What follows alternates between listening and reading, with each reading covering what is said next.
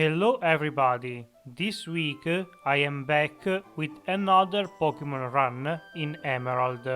This time I'm using what is maybe my third favorite dark type ever.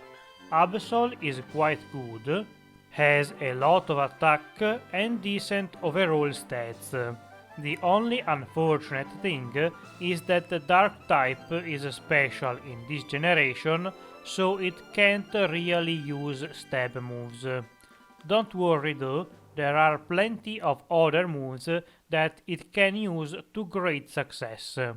Quick reminder of the rules: I can only use my starter Pokemon in combat, I can't use consumables in combat, I can't raise my evasion in any way, and cheats and glitches are not allowed. As usual with the good Pokemons, I don't really look for a good nature and just take the first one I am given. Lux is okay, Absol is weak to fighting and bug moves, so having a bit more defense can help. Absol learn set is not great at the first few levels, but at least it starts with a damaging move, so I guess I have no right to complain. After rescuing the Pokemon Professor, we have to do the first fight against our rival.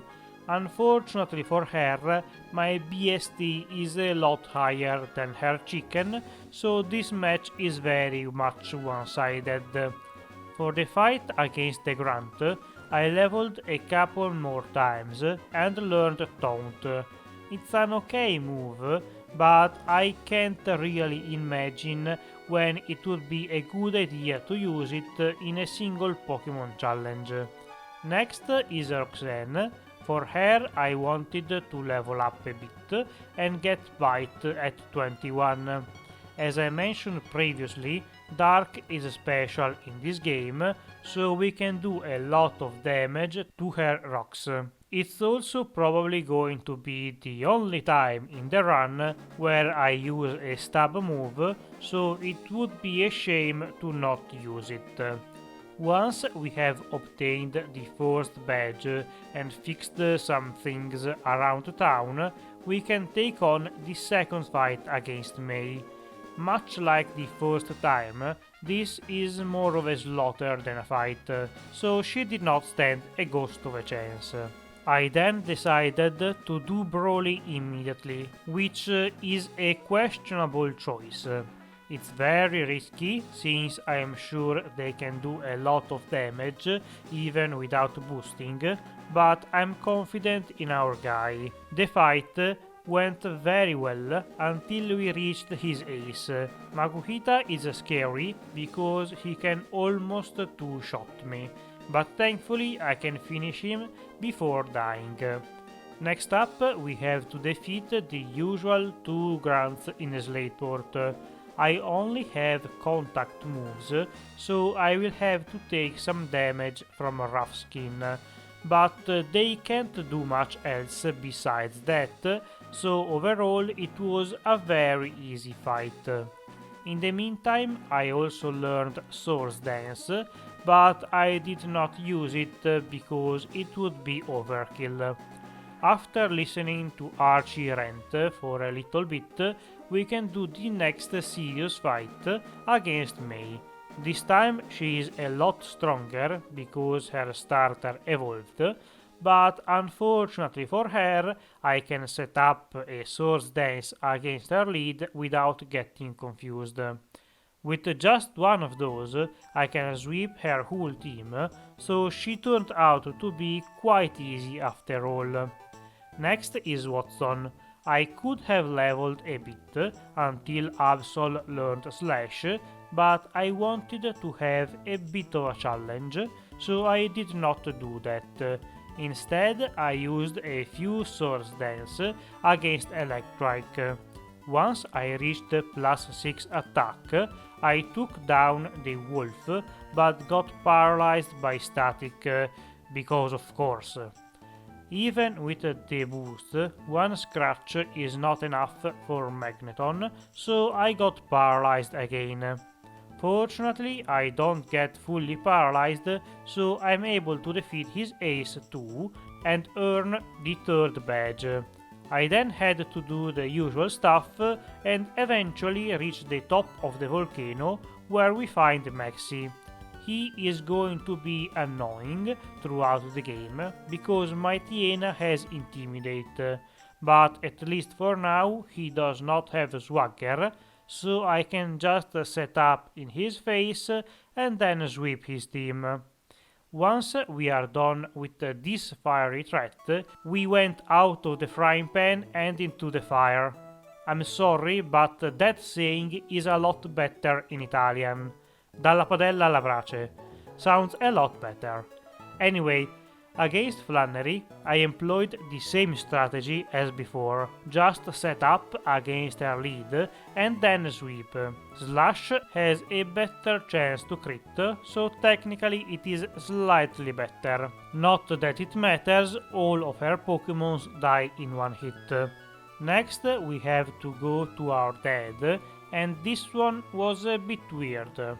Just like with Roselia, I could not set up against his lead because of confusion, but this time he sends out Slacking second.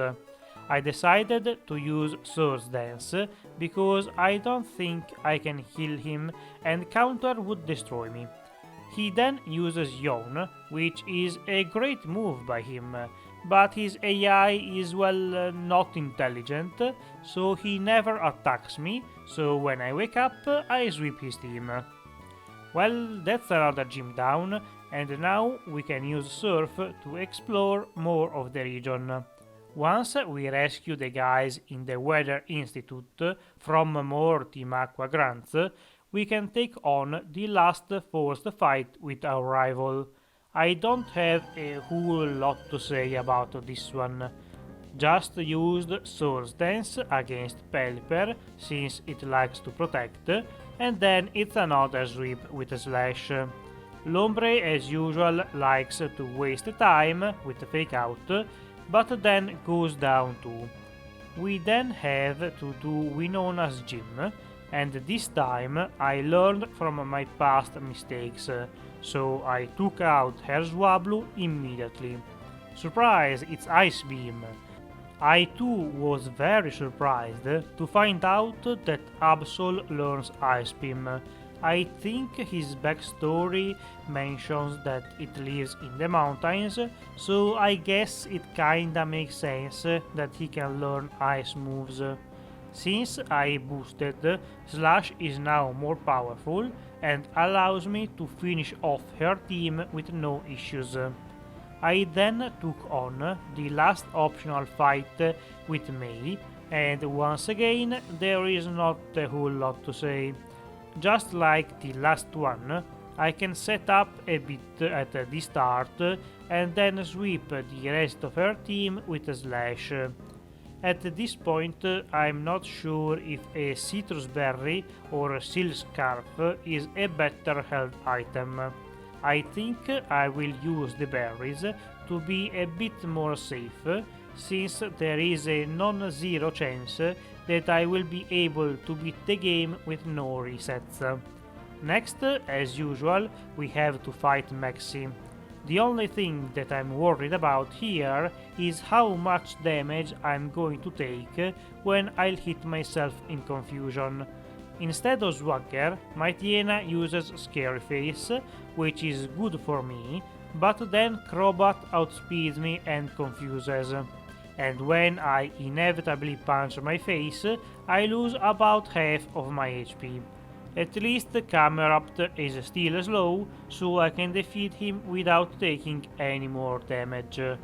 Once we are done with him, we have to take on Tate and Liza. I have to say that they are not as scary when you have Shadow Ball in your move pool and have enough attack to one-shot all of their Pokémons. I also left Xatu alive because I'm pretty sure that he only has Psychic, so he literally cannot touch me. After the totem Pokémon is defeated too, I can earn the penultimate badge. Next, we have to do the double fight with Steven. This one is not that bad. As always, it's kinda slow, so it takes a while to beat, but other than that, it's not really a problem. I used Source Dance once to offset the intimidates from Maitiena, and just like a couple videos ago, Maitiena fired back a taunt. That move is coming back to taunt me, pun intended. I can't set up anymore, but that is fine. The most dangerous thing in this fight is confusion. Fortunately for me, I don't get confused, but Metang takes that bullet instead. It could have been a good idea to go grab Return, but since I did not need it for TNL, I did not bother. Also, Slash can do the job just fine. After we kicked Team Magma out of Pokemon's space program, we have to use the newly acquired Dive HM to reach the cave where Kyogre resides. Here we are attacked by Archie. The fight against him was surprisingly close. I got confused by Swagger, so of course I had to hit myself, and just like expected, I lose a ton of HP. After Crobat dies, I was left with just 12 HP. After Crobat dies, I was left with just 12 HP and had to use Slash on Sharpedo. But it's a contact move, so I thought I would lose to Rough Skin. Fortunately, it only deals 10 damage, so I survive with only 2 HP. Here we have the usual sequence of events that leads to Rayquaza stopping the other 2 legendaries. In the meantime, can I ask you to like the video, share it and subscribe? It would mean a lot. Thank you. After the world is saved, we can start the last gym. Juan is not particularly problematic, I just have to make sure to not set up against his first Pokemon because confusion. Now that I think about it, Whiscash has Water Pulse, who can confuse, but thankfully it does not happen while I dance with swords. Once I have a few boosts, I can start the sweep, and I'm sorry to say that nothing can leave a return from our White Knight. I forgot that Kindra has a swift swim, so he outspeeds me, but it does not matter in the end. Once we have all the badges, we have to go to the league. Just like every other time, we have to start with the Victory Road. Here we find Wally, who wants a match.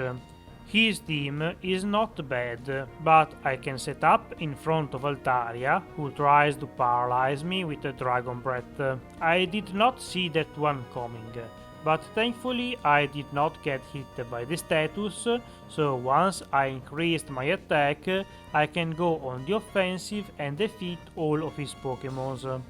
After beating the secondary rival and getting to the cave, I have to start the league. The first obstacle is Sidney and his dark types.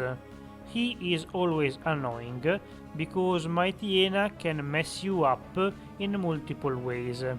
This time he uses Sand Attack, which does not work immediately. But I made a mistake with Shiftry. This gives him the opportunity to use Swagger, and that's bad. I hit myself and lose like 70% of my HP in one hit. Thankfully I snap out of it immediately, and after a few misses I can defeat the cursed Bush 2. The rest of his team is a lot less problematic. I miss once or twice more, but I did not get punished for it. Next we have to defeat Pheobe. She might be the easiest one of the 4 for Absol. I can use one Source Dance while her lead Dusclops uses Protect, and then sweep her team with Shadow Ball. but to be fair, I don't think the boosts were even needed, considering my high attack and the fact that Shadow Ball is super effective on most of her team. If I learned Crunch, I would have considered using it instead because of Stab, but since Absol does not get it, I can't do that. Next we have Glacia, and she does not really stand a chance either. Here I can once again use Swords Dance against her lead, since Cilio likes to open by using Hail. From here I'm confident that the rest of her team will fall to one return each. Even if that's not the case, I can't imagine her being able to do much. She would have to get a freeze, which is only a 10% chance, so unless a miracle happens, this fight is effectively over in our favor. Wolverine surprises me by surviving, but only does some damage back with Surf before dying to another return. Once she is out of the picture too, we only have the last member of the Elite Four before the champion fight. Even with a good Pokemon, Drake is scary, but since this time I have Ice Beam, I am very much not worried about him. More than half of his team is 4 times weak to it, so even if my special attack is not stellar, I'm sure his dragons will return to their Pokeballs frostbitten. Thanks to a boost from Swords Dance that I sneaked in, Kingdra gets defeated immediately too, so he can't be a problem either. The rest of the team quickly follows, and so we are left with only Wallace between us and the title of champion. You know what they say, if it works, don't fix it. For him I used the same strategy as I always do. Lower Wailord's HP so he does not do that much damage with Water Spout, then set up a few times and then sweep the rest of his team. It was a bit risky since after the whale I had little HP left, but as long as it's not dead, Absol can still do work. And work it did. As expected, everything else dies, and since Wailord did not use Rain Dance, Ludicolo can't outspeed me either, so with a few more returns, we can defeat all 6 of the members of his team, and be crowned champion of the Hoenn region. I am very happy with how this run went. Absol finished with 0 resets, even if I did put him in less than optimal situations. He is probably the best non-legendary Pokemon I have used on the channel, or at least in the top 3. Thank you for watching, I hope you liked the video, please remember to like, share and subscribe, see you next week, bye!